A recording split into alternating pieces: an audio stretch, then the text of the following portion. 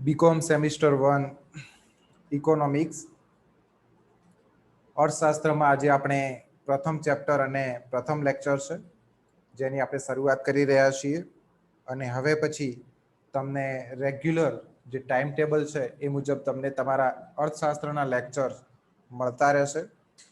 અર્થશાસ્ત્ર તમે ઓલરેડી ધોરણ 11 અને ધોરણ 12માં ભણીને આવ્યા છો તો તમને બેઝિક આઈડિયા તો હશે જ કે અર્થશાસ્ત્રમાં કયા કયા મુદ્દાઓનો સમાવેશ થાય છે. બીકોમમાં સેમિસ્ટર 1માં તમારા અર્થશાસ્ત્રના સિલેબસમાં તમારું પહેલું ચેપ્ટર છે અર્થતંત્રની મૂળભૂત સમસ્યાઓ.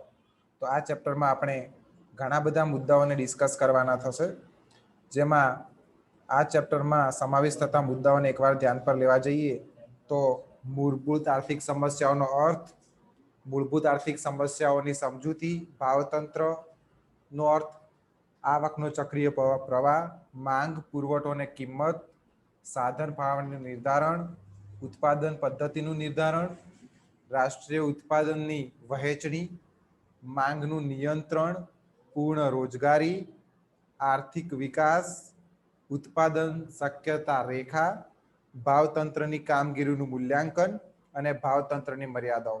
તો આ 14 પોઈન્ટ એવા છે કે જે આપણે તમારા આ ચેપ્ટરમાં ડિસ્કસ કરવાના છે. તો ચેપ્ટરને શરૂ કરીએ. સૌથી પહેલો અને મેઇન બેઝિક પોઈન્ટ છે મૂળભૂત આર્થિક સમસ્યાઓનો અર્થ. કોઈ પણ દેશમાં, પછી એ દેશ વિકસિત હોય, વિકાસશીલ હોય કે અલ્પ વિકસિત હોય, મુખ્ય એની આર્થિક સમસ્યા એ જ હોય છે કે સામાન્ય રીતે લોકોની જે માંગ હોય છે એ અનલિમિટેડ હોય છે, અમર્યાદિત હોય છે. પરંતુ એ માંગને પહોંચી વળવા માટે આપણે જે ઉત્પાદનના સાધનોનો ઉપયોગ કરવો પડે છે એ સાધનો પૂર્ણ હોતા નથી. એ સાધનોની અછત હોય છે, મર્યાદિત સાધનો હોય છે. એટલે મર્યાદિત સાધનોનો ઉપયોગ કરી અને જે જરૂરિયાતો છે લોકોની, જે અમર્યાદિત જરૂરિયાતો હોય છે એને પૂરી કેવી રીતે કરવી, અને એ જરૂરિયાતોને પૂરી કરવા માટે એને ચોક્કસ એક પ્રાયોરિટી આપવી પડે કે ભાઈ કઈ જરૂરિયાતો એવી છે કે જેને ખરેખર સંતોષવી જ પડશે, અને એ માટે ઉત્પાદનના સાધનોનો આપણે ઉપયોગ કરવાનો થશે. સાથે સાથે એ પણ સમજવું જોઈએ કે ઉત્પાદનના સાધનો જે કંઈ પણ જે તે દેશ પાસે કે અર્થતંત્ર પાસે છે એ ઉત્પાદનના સાધનોનો ઇષ્ટતમ ઉપયોગ કેવી રીતે કરી શકાય, આ બધી વસ્તુઓ અને મુદ્દાઓ એવા છે કે જે કોઈ પણ અર્થતંત્ર માટે એક સમસ્યારૂપ બની રહેશે. તો જોઈએ કે એના અર્થમાં આપણને શું લખીને આપ્યું છે. વૈકલ્પિક ઉપયોગો ધરાવતા સાધનોની અછતમાંથી. હવે અહીંયા વૈકલ્પિક ઉપયોગો ધરાવતા સાધનો એટલે શું? દાખલા તરીકે મારી પાસે જમીન છે અને એ જમીનનો ઉપયોગ કરીને હું કોઈ વસ્તુનું ઉત્પાદન કરું છું, તો એ જમીનનો હું વૈકલ્પિક ઉપયોગ કરી શકું છું. એ જમીનમાં હું ઘઉંનું પણ ઉત્પાદન કરી શકું છું, એ જમીનમાં હું ચોખાનું પણ ઉત્પાદન કરી શકું છું, એ જમીનમાં હું બીજા કોઈ રોકડિયા પાક પણ વાવી શકું છું. તો મારી પાસે વૈકલ્પિક ઉપયોગો છે, મારી પાસે ઘણા બધા વિકલ્પ છે કે એ જમીનનો, એ જે સ્ત્રોત છે, એ જે ઉત્પાદનનું સાધન છે, એનો ઉપયોગ કઈ વસ્તુનું ઉત્પાદન કરવા માટે કરીશ. તો સમસ્યા એ હોય છે કે ખરેખર કઈ જરૂરિયાત સંતોષવી ખૂબ જ જરૂરી છે, અને એ જરૂરિયાતને સંતોષવા માટે મારી પાસે જે કંઈ પણ ઉત્પાદનનું સાધન હશે એ સાધનનો ઉપયોગ હું એ જરૂરિયાતને સંતોષવા માટે કરીશ. તો સમગ્ર અર્થતંત્રમાં સમસ્યા એ બની રહે છે કે એવી કઈ જ લોકોની જરૂરિયાતો છે કે જેને સંતોષવા માટે અર્થતંત્ર પાસે જે અવેલેબલ, આપણે કહી શકીએ કે જે ઉપસ્થિત ઉત્પાદનના સાધનો છે એનો ઉપયોગ કરવો. તો ફરીથી એકવાર વાંચીશું કે વૈકલ્પિક ઉપયોગો ધરાવતા સાધનોની અછતમાંથી દેશના અર્થતંત્ર સમક્ષ જે સમસ્યા ઊભી થાય છે તેને મૂળભૂત આર્થિક સમસ્યાઓ અથવા પાયાની સમસ્યાઓ અથવા અર્થતંત્રની કેન્દ્રીય સમસ્યાઓ કહેવામાં આવે છે. તો સામાન્ય રીતે આપણે સમજી શકીએ છીએ કે ઉત્પાદનના સાધનોનો ઉપયોગ આપણે વસ્તુનું ઉત્પાદન કરવા માટે કરતા હોઈએ છીએ, પરંતુ કઈ વસ્તુનું ઉત્પાદન કરવું, કેટલા પ્રમાણમાં ઉત્પાદન કરવું, એ બધી વસ્તુઓ પણ સમાવિષ્ટ કરવી જરૂરી હોય છે. તો હવે આપણે અર્થ તરફથી આગળ વધીશું. આપણી પાસે બીજો પોઈન્ટ છે મૂળભૂત આર્થિક સમસ્યાઓની સમજૂતી. તો અહીંયા આપણને 6 મુદ્દા આપ્યા છે અને આ 6 મુદ્દાની સમજૂતી સાથે આપણે સમજી શકીએ કે આર્થિક સમસ્યાઓ છે શું અને એને આપણે કેવી રીતે સમજીશું. તો આ વસ્તુની સમજૂતી કરતા પહેલા હું તમને એક વિનંતી કરું છું કે ડિસ્પ્લેમાં તમારી સ્ક્રીન પર જે કંઈ પણ પોઈન્ટ્સ આવે છે એને તમે તમારી એક નોટબુકમાં નોંધતા રહેજો.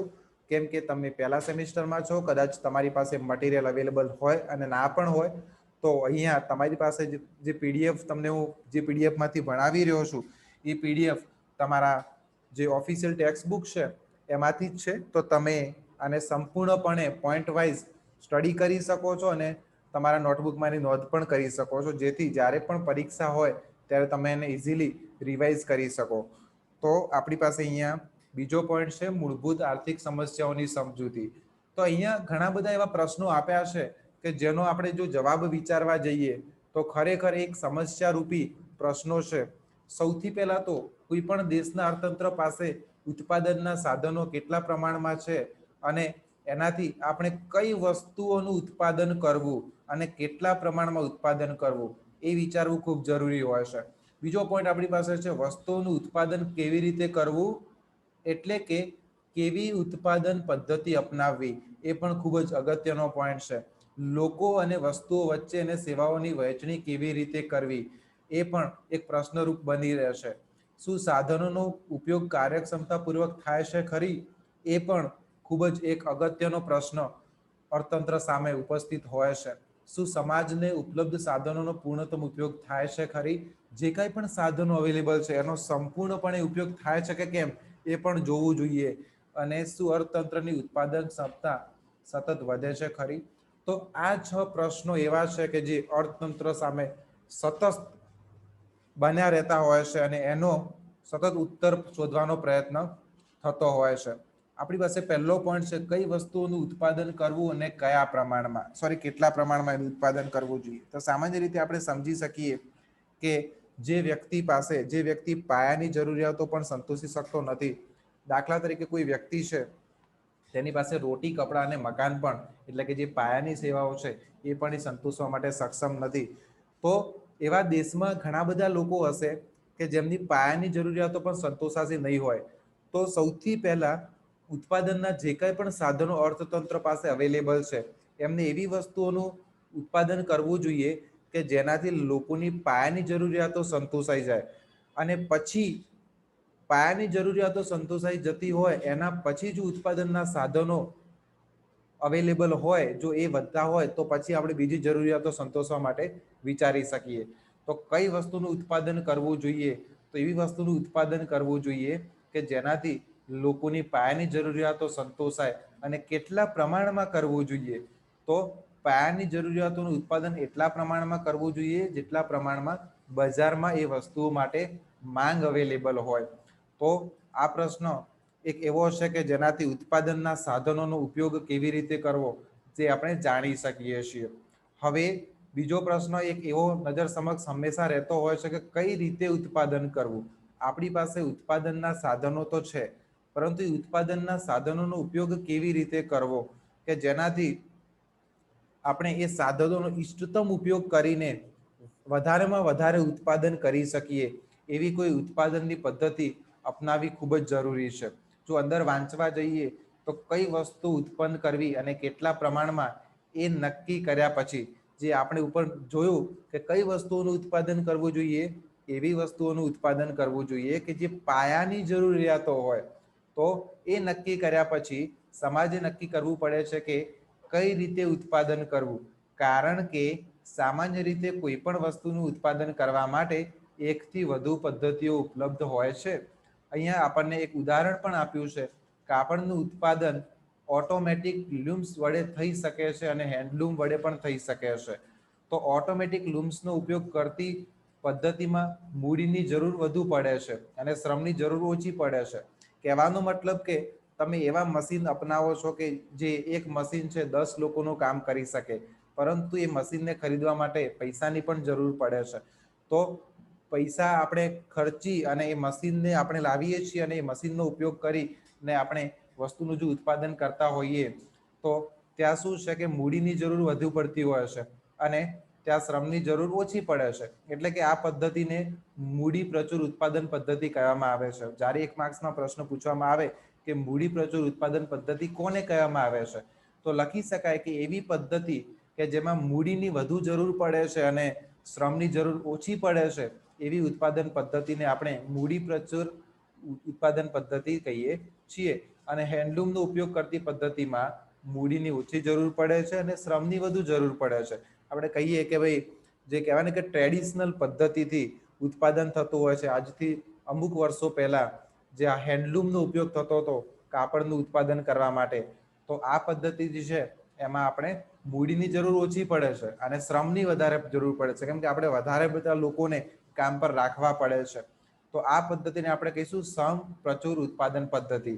તો જ્યારે પણ પ્રશ્ન પૂછવામાં આવે કે ભાઈ શ્રમ પ્રચુર ઉત્પાદન પદ્ધતિ એટલે શું, તો શ્રમ પ્રચુર ઉત્પાદન પદ્ધતિ એટલે એક એવી ઉત્પાદન પદ્ધતિ કે જેમાં મૂડીની જરૂર ઓછી પડે છે અને શ્રમની જરૂર વધારે પડે છે. તો કઈ રીતે ઉત્પાદન કરવું એ પણ એક પ્રશ્ન બની રહેતો હોય છે. તો આ વસ્તુમાં આપણે વિચારી શકીએ કે આપણે કઈ પદ્ધતિનો ઉપયોગ કરીશું તો આપણે વસ્તુનું ઉત્પાદન યોગ્ય રીતે કરી શકીશું. હવે આપણી પાસે ત્રીજો પ્રશ્ન છે, વસ્તુઓ અને સેવાઓની વહેંચણી કેવી રીતે કરવી. તો દેશમાં ઉત્પાદન અર્થતંત્રમાં જેટલી પણ વસ્તુઓનું ઉત્પાદન થાય છે એ સમાજના જુદા જુદા વર્ગો વચ્ચે રાષ્ટ્રીય ઉત્પાદનની વહેંચણીનો આધાર મુખ્યત્વે આવકની વહેંચણી પર થતો હોય છે. અને આપણે એમ જોવા જઈએ તો આપણા દેશમાં આવકની અસમાન ધોરણે વહેંચણી થાય છે. અમીર વર્ગના લોકો છે સતત અમીર બનતા જાય છે, ગરીબ વર્ગના લોકો સતત ગરીબ બને છે. તો જોઈએ અંદર શું લખ્યું છે. જે લોકોની આવક વધુ હોય છે તેમની ખરીદ શક્તિ પણ વધુ હોય છે.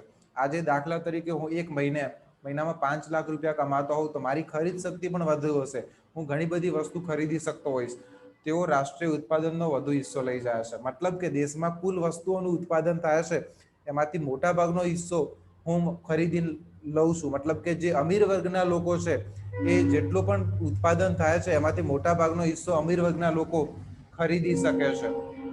જે લોકોની આવક ઓછી હોય છે તેમની ખરીદ શક્તિ પણ ઓછી હોય છે. મતલબ કે તેમની પાસે રાષ્ટ્રીય આવકનો ઓછો હિસ્સો આવે છે.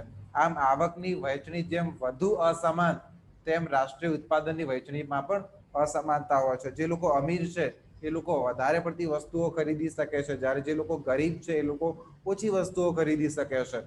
તો આપણો જે આ પ્રશ્ન છે કે વસ્તુઓ અને સેવાઓની વહેંચણી કેવી રીતે કરવી, એ પણ એક વિચારવા યોગ છે કે ભાઈ વસ્તુ અને સેવાઓની વહેંચણી એવી રીતે કરવી જોઈએ કે જેનાથી દેશમાં દરેક લોકોને સમાન વસ્તુ અવેલેબલ થઈ શકે, દરેક વ્યક્તિ સમાન રીતે વસ્તુ મેળવી શકે. એવી રીતે જે દેશમાં કુલ ઉત્પાદન થાય છે વસ્તુ એની વહેંચણી થવી જોઈએ. એના પછીનો પ્રશ્ન આપણી સમક્ષ છે કે શું સાધનોનો કાર્યક્ષમ ઉપયોગ થાય છે ખરો. મતલબ કે આપણી પાસે જેટલા પણ ઉત્પાદનના સાધનો અવેલેબલ છે, પછી એ જમીન હોય, પછી એ મૂડી હોય, પછી એ શ્રમ હોય, તો ઉત્પાદનના જેટલા પણ આપણી પાસે સાધનો અવેલેબલ છે શું એનો ઇષ્ટતમ ઉપયોગ થાય છે ખરો.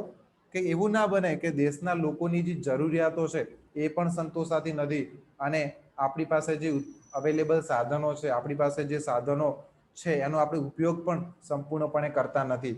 તો આ પરિસ્થિતિ હોય તો ખૂબ જ વિપરીત પરિસ્થિતિનો સામનો કરવાની દિવસો આવી શકતા હોય છે. એટલે હંમેશા કોઈ પણ અર્થતંત્ર હોય, કોઈ પણ દેશના અર્થતંત્ર એની પાસે જેટલા પણ ઉપલબ્ધ ઉત્પાદનના સાધનો હોય એનો સંપૂર્ણપણે ઉપયોગ કરવો જોઈએ અને એ ઉત્પાદનના સાધનોનો ઉપયોગ કરી અને જે પાયાની જરૂરિયાતો છે લોકોની એ સંતોષવાનો પ્રયત્ન કરવો જોઈએ. જોઈએ તો અહીંયા એક્સપ્લેનેશનમાં આપણને શું લખીને આપ્યું છે.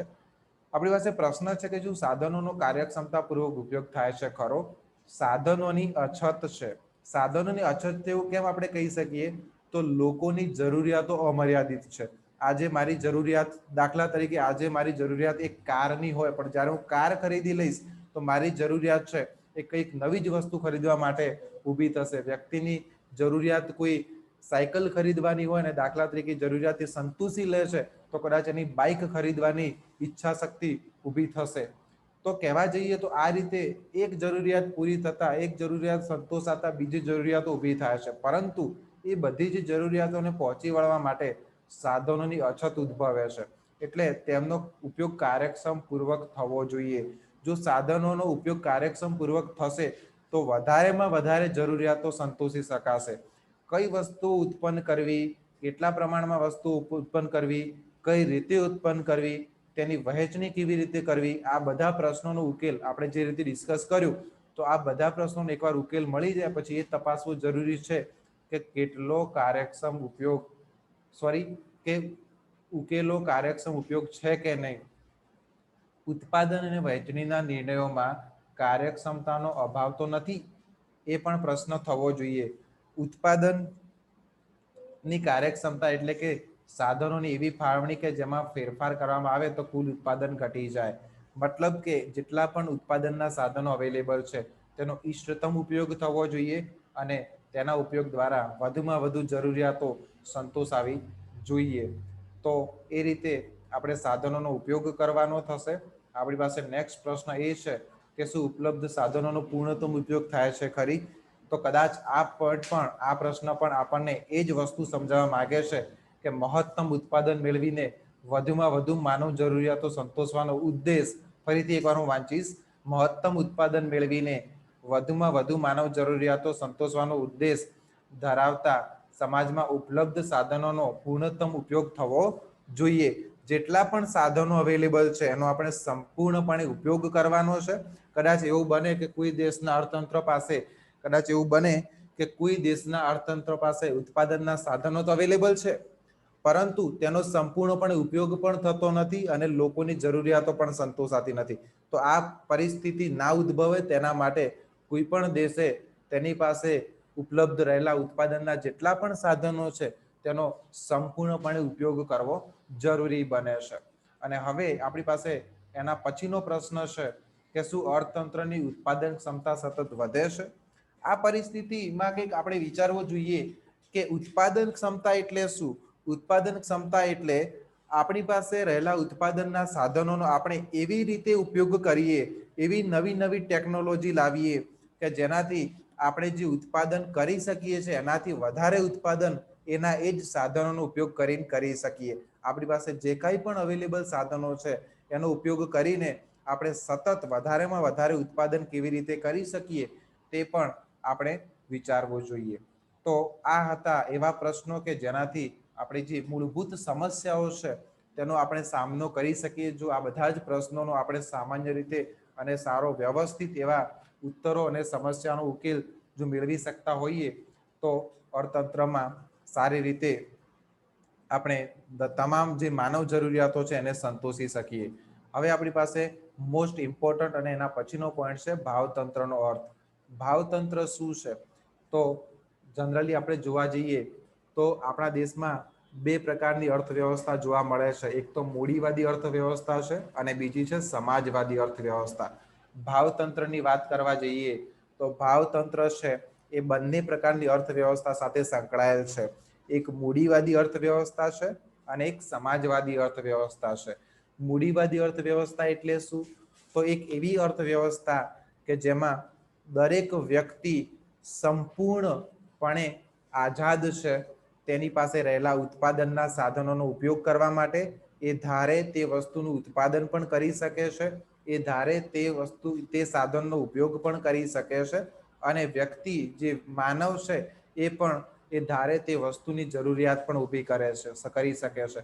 તો મૂડીવાદી અર્થતંત્ર એક એવું અર્થતંત્ર છે કે જેમાં સંપૂર્ણપણે સ્વતંત્રતા હોય છે અને તેમાં કોઈ પણ વસ્તુનું ઉત્પાદન કેવી રીતે થતું હોય છે તો તેમાં ગ્રાહક, ઉત્પાદક અને ઉત્પાદનના સાધનોના જે માલિક છે આ ત્રણ વચ્ચે સુસંગતતા જળવાવી ખૂબ જ જરૂરી છે.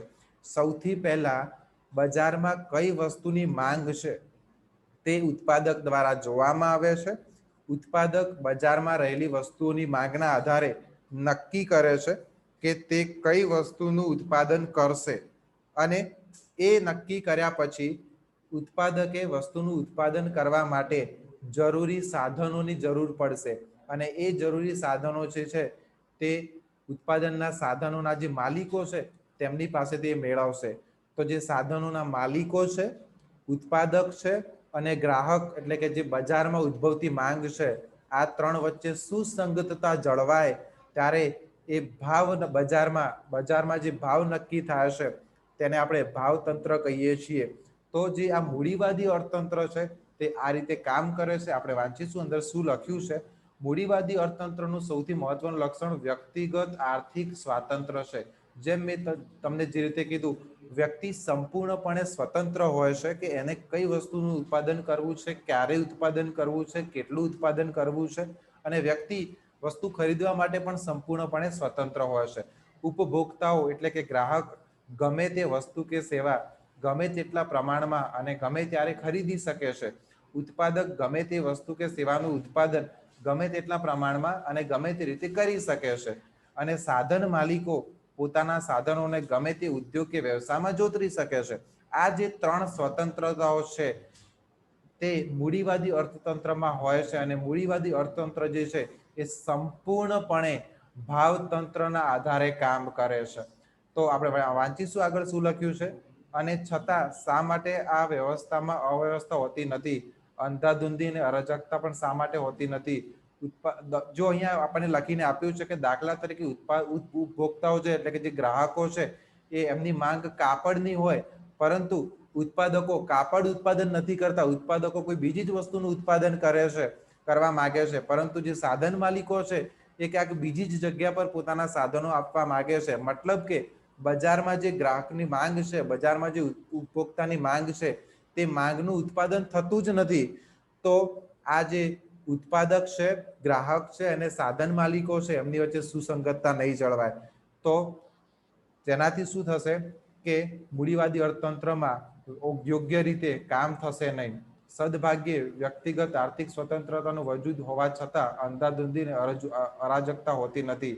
અને જોવા જઈએ તો તેનો યશ મૂડીવાદની પાયાની આર્થિક વ્યવસ્થા ભાવતંત્રના ફાળે થાય છે. મતલબ કે સંપૂર્ણપણે જે મૂડીવાદી અર્થતંત્રમાં જે રીતે કામ થાય છે, મતલબ કે બજારમાં જે વસ્તુઓની માંગ હોય છે અને એ માંગના આધારે ઉત્પાદક જે છે તે ઉત્પાદનના સાધનોનો ઉપયોગ કરી અને વસ્તુઓનું ઉત્પાદન કરે છે. એ સંપૂર્ણ જે આ પ્રોસેસ છે એ ભાવતંત્રના ફાળે જાય છે.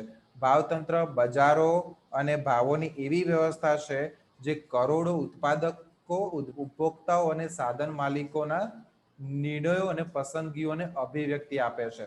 વિદ્યાર્થી મિત્રો, ખૂબ જ ધ્યાન આપવા જેવો પોઈન્ટ છે. ભાવતંત્ર જે છે એ તમારો પહેલા ચેપ્ટરનો ખૂબ જ અગત્યનો પોઈન્ટ છે.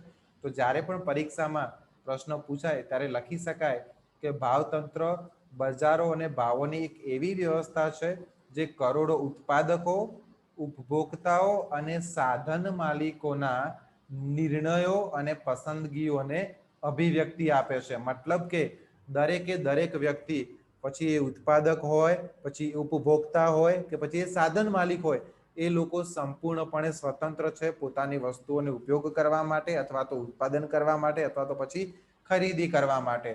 એવી જ રીતે આપણે જોવા જઈએ તો લોકો જે વસ્તુઓ સેવાઓ માગે છે તે જ વસ્તુઓની સેવાઓનું ઉત્પાદન થાય અને જેટલા પ્રમાણમાં માગે છે તેટલા જ પ્રમાણમાં થાય. બજારોમાં માંગ અને પુરવઠાની સમતુલા સ્થપાય. એ જનરલી આપણે મૂડીવાદી અર્થતંત્રમાં જોઈ શકીએ છીએ. તેવી જ રીતે અહીંયા સમાજવાદી પદ્ધતિ પણ છે. મૂડીવાદી પદ્ધતિમાં આપણે જોયું કે ઉત્પાદક હોય કે પછી ઉત્પાદક જે ઉત્પાદનના સાધનોના માલિક હોય કે પછી ઉપભોક્તા હોય, એ લોકો સંપૂર્ણપણે સ્વતંત્ર છે. પરંતુ એવી જ રીતે એક મૂડીવાદી ને બદલે સમાજવાદી પદ્ધતિ પણ ચાલે છે, જેમાં ઉત્પાદનના સાધનોની માલિકી સરકારની હોય છે. સરકાર નક્કી કરે છે કે કઈ વસ્તુનું ઉત્પાદન કરવું, કેટલા પ્રમાણમાં ઉત્પાદન કરવું, ઉત્પાદનના સાધનોનો ઉપયોગ કઈ રીતે કરવો, કઈ વસ્તુનું ઉત્પાદન કરવા માટે ઉત્પાદનના સાધનોનો ઉપયોગ કરવો, એ સંપૂર્ણપણે સત્તા જે છે એ સરકાર પાસે હોય છે. અને એ રીતે તે લોકો ભાવતંત્રનો પણ ઉપયોગ કરતા હોય છે. તો આ રીતે આ ભાવતંત્ર છે એ કાર્યરત છે. હવે આપણે આગળ જોઈશું આવકનો ચક્રીય પ્રવાહ. આવક છે આપણે ક્યાંથી મેળવીએ છીએ અને એ આવકનો ઉપયોગ આપણે કેવી રીતે કરીએ છીએ તેને આપણે અહીંયા આપેલા ચાર્ટ દ્વારા સમજીશું.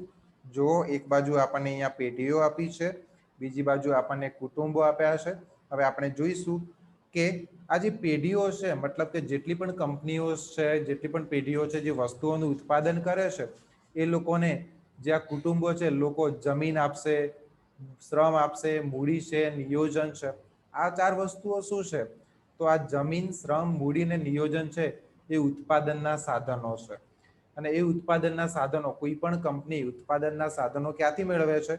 તો એ સામાન્ય લોકો પાસેથી મેળવે છે. પછી લોકો જે છે એ જમીન આપે છે. કેમ? વસ્તુનું ઉત્પાદન કરવા માટે. લોકો શ્રમ, મતલબ કે લોકો પોતે એમ્પ્લોયમેન્ટ, રોજગારી મેળવે છે, જે કંપનીમાં જઈને કામ કરે છે.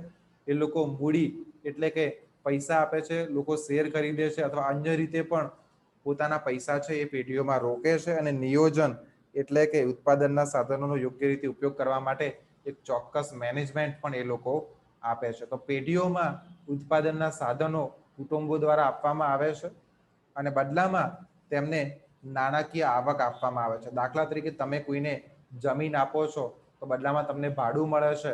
દાખલા તરીકે તમે કોઈ કંપનીમાં કામ પર જાઓ છો તો બદલામાં તમને વેતન મળે છે. દાખલા તરીકે તમે કોઈને પૈસા આપ્યા છે ધંધો કરવા માટે તો બદલામાં તમને વ્યાજ મળે છે.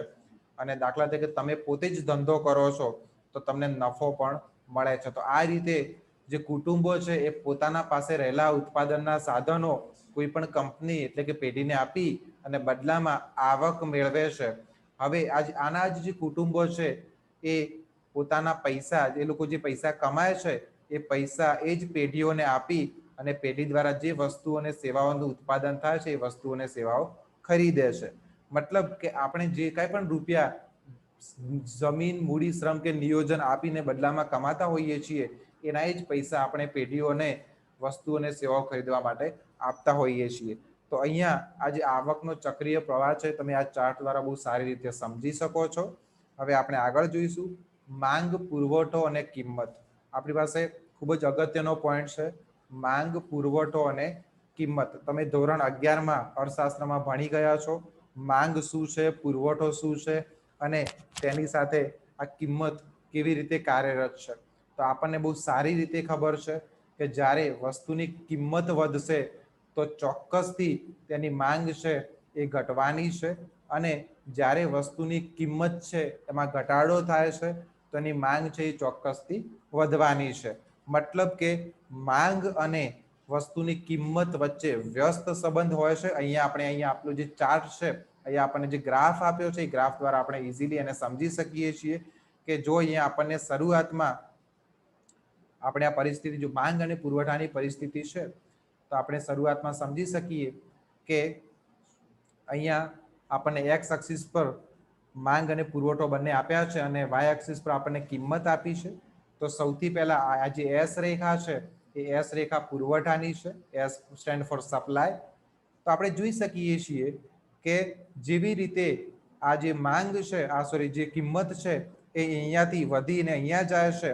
તો જ્યારે કિંમત અહીંયા દાખલા તરીકે આ કિંમત 10 રૂપિયા છે તો અહીંયા પુરવઠો અહીંયા હોય છે. પરંતુ જેવી કિંમત વધે છે તેવી જ રીતે પુરવઠામાં પણ વધારો થાય છે. પરંતુ જો માંગની વાત કરવા જઈએ તો માંગ દાખલા તરીકે અહીંયા ભાવ 25 રૂપિયા છે ત્યારે માંગ આ પોઈન્ટ પર આપણને જોવા મળે છે. પરંતુ કિંમત જો ઘટે છે તો માંગમાં પણ અહીંયા કિંમતમાં જો ઘટાડો થાય છે તો ડેફિનેટલી અહીંયા માંગમાં આપણને વધારો જોવા મળતો હોય છે. કેમ કે અહીંયા આપણને D1 રેખા અહીંયા આપી છે અને D2 રેખા અહીંયા આપી છે. તો ગ્રાફ પરથી આપણે ઇઝીલી સમજી શકીએ કે ફ્રોમ D1 ટુ D2 માંગમાં જે છે આપણને વધારો જોવા મળે છે. આપણી પાસે બીજી પણ અમુક આકૃતિઓ છે જેમાં આપણે ઇઝીલી સમજી શકીશું કે જે આ માંગ છે એમાં કેવી રીતે વધારો અથવા ઘટાડો થાય છે. આ એરો આપણને એવું સૂચવે છે કે માંગ જે છે એ D1 થી D2 થાય છે, મતલબ કે માંગમાં ઘટાડો થાય છે. અને આ ગ્રાફ દ્વારા આપણે સમજી શકીએ કે જ્યારે પણ વસ્તુની કિંમતમાં વધારો થતો હોય છે, જ્યારે પણ વસ્તુની કિંમત વધતી હોય છે ત્યારે અહીંયા આપણે જોઈ શકીએ છીએ જ્યારે પણ વસ્તુની કિંમત વધતી હોય છે ત્યારે એની માંગ જે છે એમાં ઘટાડો આપણને જોવા મળતો હોય છે. અને અહીંયા સેમ આપણને પુરવઠા રેખા પણ આપી છે. અને આ પુરવઠા રેખા પરથી આપણે સમજી શકીએ કે જેમ જેમ વસ્તુની કિંમત વધે છે એવી રીતે તેની માંગમાં પણ ઘટાડો થાય. વસ્તુની કિંમત વધે છે એ રીતે એના પુરવઠામાં પણ વધારો થાય છે. તો અહીંયા આપણને વસ્તુની કિંમત, ફોર એક્ઝામ્પલ અહીંયા આપણને વસ્તુની કિંમત જે છે એ પોઈન્ટ ટુ બી પોઈન્ટ આપી હોય તો વસ્તુની કિંમત સાથે આપણે વસ્તુના પુરવઠા અને માંગને જોઈ શકતા હોઈએ છીએ. આ આકૃતિમાં આપણે ચોક્કસથી જોઈ શકીએ છીએ કે સૌથી પહેલા માંગ રેખા આપણને અહીંયા આપી છે. ત્યારે વસ્તુની કિંમત અહીંયા છે, પરંતુ જેવી કિંમતમાં ઘટાડો થાય છે, અહીંયા ધ્યાનથી તમે જોઈ શકો છો, જેવી કિંમતમાં ઘટાડો થાય છે, અહીંયા માંગ જે છે આ પોઈન્ટથી અહીંયા વધારો થાય છે. એટલે કે પહેલા માંગ જે છે આ પોઈન્ટ પર હોય છે, પરંતુ જેવી વસ્તુની કિંમત ઘટે છે તેની માંગ જે છે એમાં વધારો થાય છે. અને આનો આ જ કન્સેપ્ટ તમે ધોરણ 11માં ભણી ચૂક્યા છો કે વસ્તુની કિંમત ઘટતા એની માંગમાં વધારો થાય છે. એટલે કે વસ્તુની કિંમત અને માંગ વચ્ચે વ્યસ્ત સંબંધ છે, પરંતુ અહીંયા આ જે આકૃતિઓ છે, અહીંયા આપણને જે ગ્રાફ આપ્યા છે તેમાં આપણને પુરવઠા અને માંગ વચ્ચે જે સંબંધ દર્શાવ્યો છે તે પણ આપણે જોઈ શકીએ છીએ, અને કિંમતની સાથે રાખીને. તો અહીંયા આ ગ્રાફમાં આપણે અગેન જોઈ શકીએ છીએ કે વસ્તુની કિંમત સાથે વસ્તુની માંગ કેવો સંબંધ ધરાવે છે. તો આજે આ લેક્ચરમાં આપણે અહીંયા સુધી રાખીશું, અને ચેપ્ટરનો પાર્ટ 2 આપણે ટાઈમ ટેબલ મુજબ તમારા ગ્રુપમાં મૂકીશું. આ લેક્ચરમાં તમને કોઈ પણ પ્રકારનો query, confusion about this graph કે એનીથિંગ કંઈ પણ રહેતું હોય તો તમે ચોક્કસથી મને મેસેજ અથવા કોલ કરી શકો છો. આપણે ટ્રાય કરીશું કે એને આપણે સંપૂર્ણ રીતે વ્યવસ્થિત અને સારી રીતે સમજીએ. અને આશા રાખું છું કે તમે ડ્યુરિંગ ધ લેક્ચર એક નોટ બનાવતા રહેશો, અને એમાં જે આ સિલેબસના થોડાક પોઈન્ટ્સ છે, વ્યાખ્યાઓ છે, અને ઇમ્પોર્ટન્ટ જે અગત્યના મુદ્દાઓ છે તે તમે લખતા રહેતા હશો. તો વિદ્યાર્થી મિત્રો, મળીશું ફરીથી પાર્ટ 2માં, અને ત્યાં સુધી તમે રિવાઇઝ કરતા રહેજો.